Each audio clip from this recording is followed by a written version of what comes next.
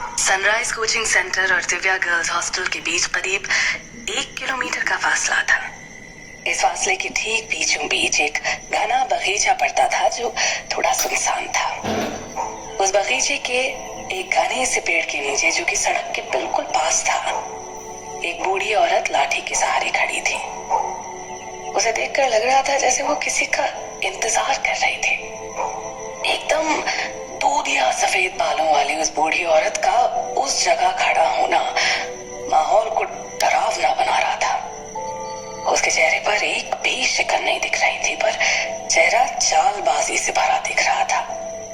वो रह रहकर सड़क के दोनों साइड थोड़ी बेचैनी से देख रही थी।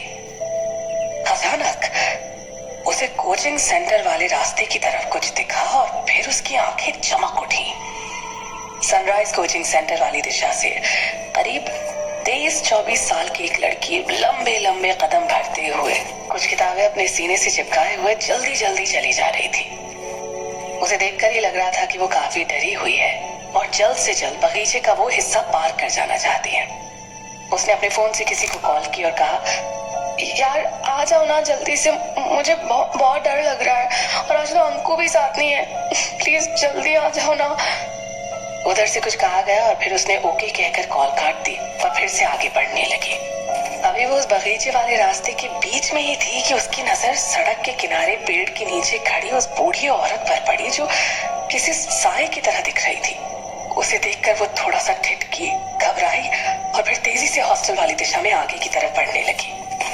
अभी वो 2-4 कदम ही आगे बढ़ी थी कि उसे घबरा कर रुक जाना पड़ा।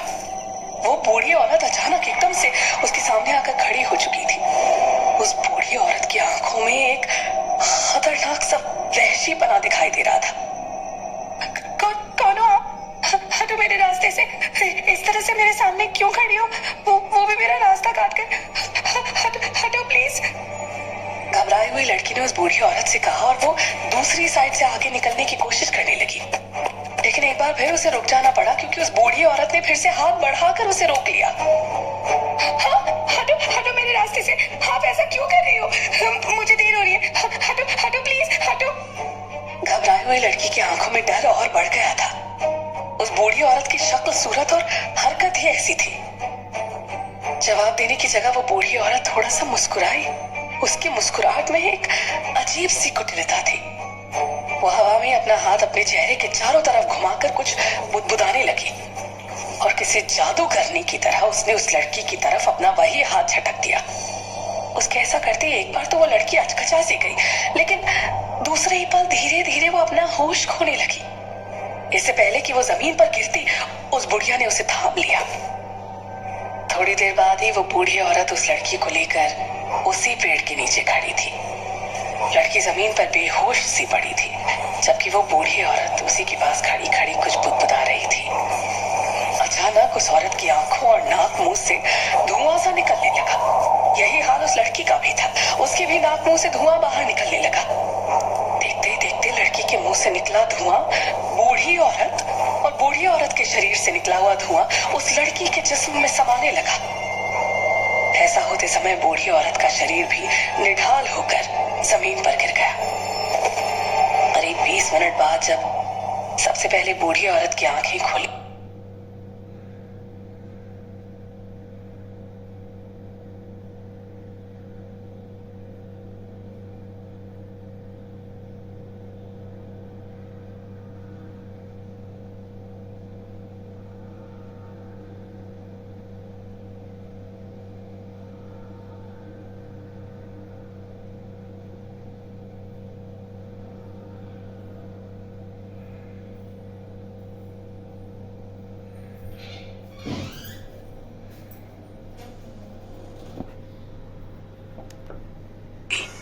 आंखें खुलते ही उसने अपने चारों तरफ नजर दौड़ाई। पल भर को तो वो अवाक सी इधर उधर देखती रही, फिर अचानक ही उठकर बैठ गई। उठकर बैठते ही उसे अपनी कमर और घुटने में हल्के दर्द का एहसास हुआ। अभी वो कुछ समझ पाती कि उसकी नजर अपने हुलिये पर गई। वो एक पल को चौंक उठी। उसने अपने आप को छू कर देखा और फिर खड़ी हो गई। खड़ी होते ही सबसे पहले उसकी नजर अपने पास पड़ी लड़की पर गई। ऐसा होते ही वो उसके मुंह से जोरदार चीख निकल गई।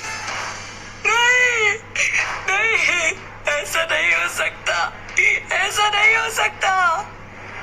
पागलों की तरह अपने पूरे शरीर को छू छू कर देखने लगी।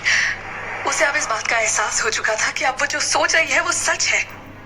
ये ख्याल मन में आते ही वो जमीन पर बैठकर जोर जोर से रोने लगी। बूढ़ी औरत के होश में आने के ठीक 5 मिनट बाद ही सामने पड़ी लड़की को भी होश आने लगा। एक पल को अनजान सी वो भी इधर उधर देखने लगी, लेकिन दूसरे ही पल वो उठकर बैठ गई। उसकी आंखों में एक खूंखार चमक थी। वो उठी, उसने अपने कपड़े झाड़े और उस बूढ़ी औरत के पास जाकर खड़ी हो गई। रोती हुई बूढ़ी औरत ने आहट सुनकर अपना चेहरा ऊपर उठाया। दोनों की नजरें मिली। जहां बूढ़ी औरत की आंखों में आंसुओं की बाढ़ मौजूद थी, वहीं लड़की की आंखों में एक खूंखार चमक तैर रही थी। वो बूढ़ी औरत को देखकर मुस्कुराई। बूढ़ी औरत ने कहा, तुमने मेरे साथ ऐसा क्यों किया? मैंने तुम्हारा क्या बिगाड़ा था? मुझे फिर से पहले जैसा बना दो प्लीज, मुझे फिर से पहले जैसा बना दो। वो बूढ़ी औरत गिड़गिड़ाते हुए उस लड़की से बोली। दरअसल बूढ़ी औरत ने उस लड़की से अपना शरीर एक्सचेंज कर लिया था, एक दूसरे के प्राण एक दूसरे के शरीर में डालकर।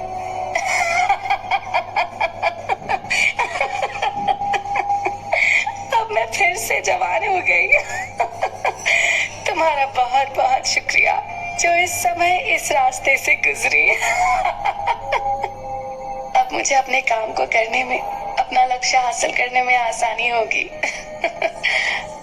तुम चिंता मत करो, बहुत जल्द तुम्हें इस नश्वर शरीर से मुक्ति मिल जाएगी। उस लड़की के शरीर में स्थित बूढ़ी की आत्मा ने एक कुटिल मुस्कान के साथ बूढ़ी औरत की तरफ देखते हुए कहा।